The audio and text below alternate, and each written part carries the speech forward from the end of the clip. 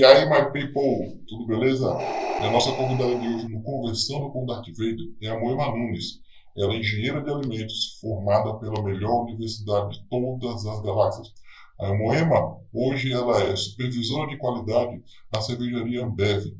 Moema, seja muito bem-vindo ao Conversando com Darth Vader. Eu gostaria que você falasse um pouquinho sobre sua trajetória, de onde você veio e sobre você também. Primeiramente, eu queria agradecer essa oportunidade de estar aqui com vocês, contando um pouquinho da minha trajetória. Então, para quem não me conhece, meu nome é Moema, certo? Eu tenho 28 anos, sou engenheira de alimentos formada pela UFES e técnica em química formada pelo IFES, certo?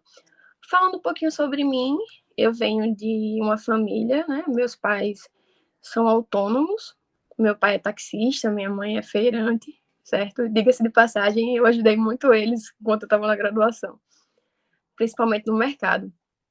E aí a gente já trabalha, né? Já trabalhava nessa área de alimentos. A gente trabalhava com... Eu trabalhava na época, né? Meus pais até hoje trabalham com raízes. Eu vou falar um pouquinho para vocês sobre a minha trajetória até agora, não é algo tão longo, mas eu já tenho um pouquinho de experiência para contar para vocês. Então, inicialmente, entrei na UFES e entrei no IFES, né? Eu fiz os dois paralelamente. E em 2013, surgiu a minha primeira oportunidade de conhecer um pouquinho mesmo a parte profissional, né? E aí surgiu um estágio para mim na Santista Têxtil, que na época era Tabix Corporation, que eu acho que todo mundo sabe que é uma indústria de tecido, né? Então, assim, essa oportunidade surgiu e aí eu comecei a ir para as etapas e comecei a passar. E aí eu fui selecionada, fiquei bem surpresa, muito feliz, mas aí foi onde aconteceu a minha primeira decisão pensada, né? Porque, assim, era um estágio pelo IFES, pelo técnico, e era no mesmo horário da UFES, então, assim, eu precisava trancar a UFES para dar seguimento a esse estágio. E aí eu não pensei muito, acabei conversando com os meus pais, a gente sempre foi muito bem entrosados assim, e aí eu decidi junto com eles que eu ia dar um pontapé inicial na minha vida profissional. E eu passei em torno de um ano trabalhando lá, estagiando no laboratório físico-químico. Não era uma empresa de não era uma indústria de tecelagem, certo? O tecido ele já vinha cru, a gente fazia só a parte de tingimento. E foi o meu primeiro contato profissional, né? E foi muito legal. Então, eu passei um ano estagiando lá, no ano de 2013. E quando foi em 2014, eu decidi, né? Eu optei por voltar para a UFES, então eu tive que sair do estágio, não cumpri os 2 anos. Me formei no IFES e voltei para a UFES para terminar minha graduação. Então, eu terminei, né? No final, eu terminei com todas as matérias e na minha época a gente precisava ter um estágio curricular. E aí surgiu mais uma oportunidade para mim. Mais uma vez em uma indústria. Então, eu já estava passando pela segunda indústria aí, mesmo que sendo estágio, né? Só que dessa vez foi na área de alimentos, né?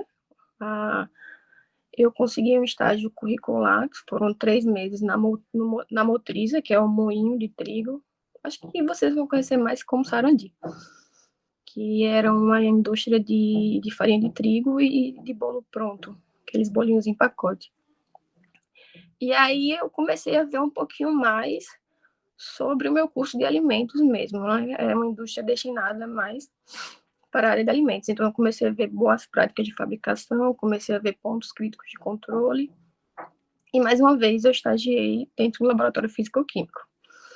Então, eu passei 3 meses, estagiei, finalizei meu estágio, me formei. E com os 3, 4 meses de formada, aí sim apareceu minha primeira oportunidade para trabalhar novamente em uma indústria. Então, eu já ia para minha terceira passagem para uma indústria. E eu entrei como analista de laboratório também, na indústria de biscoitos, a Fabice, que é uma indústria sergipana, né? E foi muito legal, porque eu pude até linkar com o meu último estágio, que tinha sido na Sarandi, já que a farinha de trigo é a matéria-prima principal do biscoito, né? Então, assim, eu passei também em torno de 11 meses trabalhando no laboratório, mais uma experiência super legal. E com 11 meses que eu estava na Fabize, apareceu essa oportunidade para a Ambev, que é onde eu estou agora. Já tem 1 ano e 2 meses que eu estou na Ambev. Fui, na verdade, para uma vaga de supervisora de processo da abraçagem, mas aí eles viram pelo meu perfil que eu me cairia bem em outra vaga e eles me cederam uma vaga de supervisora de qualidade. E estou hoje até aqui. Então, eu sou supervisora de um laboratório lá, o laboratório do packaging, que é a parte de envase da cerveja do refri. E estou amando essa experiência lá na Ambev. Que bacana isso, eu fico muito feliz por você. Emma, como é trabalhar em uma multinacional como a Ambev? Então, gente, trabalhar em uma multinacional como a Ambev é super gratificante, certo? É uma bagagem que a gente leva, que a gente acumula, na verdade, né? Não só profissional, como pessoal e interpessoal também. É, é sensacional. É, Na Ambev, a gente acaba aderindo à cultura da companhia. E a cultura da companhia faz com que a gente se torne dono, faz com que a gente se sinta como dono, faz com que a gente tenha responsabilidade. É uma indústria em que tem um mundo paralelo com de gestão. Então, assim, nessas indústrias que eu passei antes, eu nunca vi uma gestão como se é feito lá na Ambev. Então, assim, é uma coisa, é, é super gratificante, é muito, muito legal mesmo. Fora que é uma empresa que a gente é desenvolvido, se a gente quiser crescer, a empresa investe, a empresa desenvolve funcionário. Então, a gente se doa realmente. É um lugar em que a gente se doa. E a minha rotina lá é assim, a gente trabalha. Da hora que a gente chega até a hora que a gente sai. E o segredo da palavra é esse mesmo. É cumprir rotina. É fazer o que tem que ser feito, é cumprir, é cobrar, é se organizar. E é isso. Cada dia eu aprendo um pouco mais, cada dia acontecem coisas diferentes e a bagagem vai ficando muito maior, vai aumentando. E como é o seu dia a dia lá na Ambev? O dia a dia lá na Ambev, como de qualquer colaborador da Ambev, é bem corrido. A gente tem muita reunião, a gente tem muita gestão para fazer, cada um é dono de um KPI que a gente chama lá, então, assim, eu sou dona do saque, e aí eu trabalhei muito tempo com saque, né, trabalho, a gente tem que acompanhar, a gente tem que gerenciar, eu também tenho uma equipe abaixo de mim, que eu tenho que saber como lidar, como cobrar, como organizar, então todas essas rotinas a gente faz lá dia a dia. É uma gestão bem ampla e bem interessante. Emma, qual ou quais foram os seus medos ao começar a trabalhar aí na Ambev? O que você fez para superá-los? A gente entra achando que não sabe de nada e realmente a gente não sabe de nada. É um mundo lá dentro, totalmente, são coisas totalmente diferentes. Mas assim, a gente passa inicialmente por um período de integração, então a gente passa 3 meses sendo integrados na nossa função, certo? A gente tem um padrinho, que já é alguém que está na função, que vai treinar a gente. E vou te contar, nesses 3 meses também a gente olha, mas a gente aprende a ver a mesma quando a gente começa a praticar. Então, esse foi o meu primeiro medo, que eu acredito que seja de qualquer pessoa que entre lá, mas que a gente consegue superar. O meu segundo medo, que também eu acho que é uma das coisas mais difíceis de você ter equipe, de você trabalhar com equipe, de trabalhar com gente que você tem que responder por eles, é você ter uma equipe para gerenciar, para liderar abaixo de você. Então, assim, apesar de ter passado por 3 indústrias, eu nunca tive uma equipe para que eu liderasse, para eu gerenciar. Então, isso é muito difícil, muito mesmo. E o meu terceiro medo é porque lá a gente tem na cultura da empresa, da companhia, de ser dono, a gente precisa ser dono. Então a gente precisa agir como dono, ter responsabilidade de dono, entregar como dono.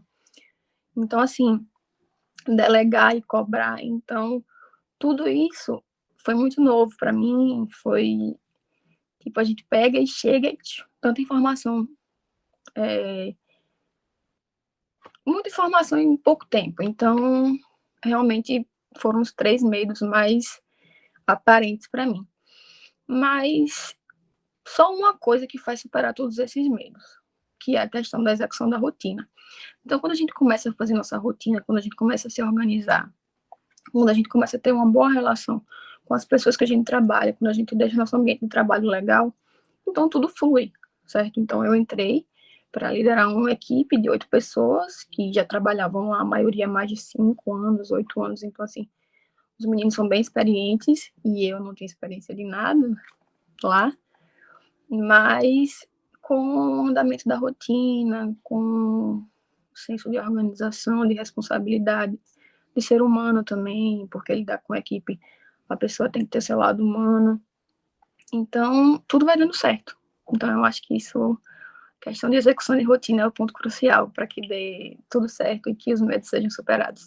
Bom, aproveitando o gancho, né, que você comentou que assim que entrou precisou liderar uma equipe, eu gostaria de saber quais são as soft skills necessárias para se trabalhar em uma indústria. Soft o quê? Soft skill? Gente, não sei não, velho. Que cabrão que é isso aí, velho? É o que mesmo, velho? Então, pessoal, eu confesso que eu fui dar uma olhada também nessa questão de soft skills, né? Uma coisa nova para mim. Mas e aí? Relações interpessoais. Isso, para mim, é o ponto crucial. Relações interpessoais. Então, assim, desde que eu entrei, na minha entrevista, eu lembro muito bem do gerente de processo, que foi ele que fez a entrevista comigo, né? Porque inicialmente a vaga era para a parte do processo. E ele me disse, Moema, mas que engraçado.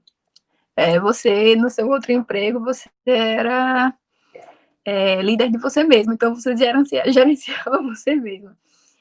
E a gente começou a rir e tal, mas ele falou bem assim, não se preocupe, porque liderar é uma coisa que a gente aprende todos os dias.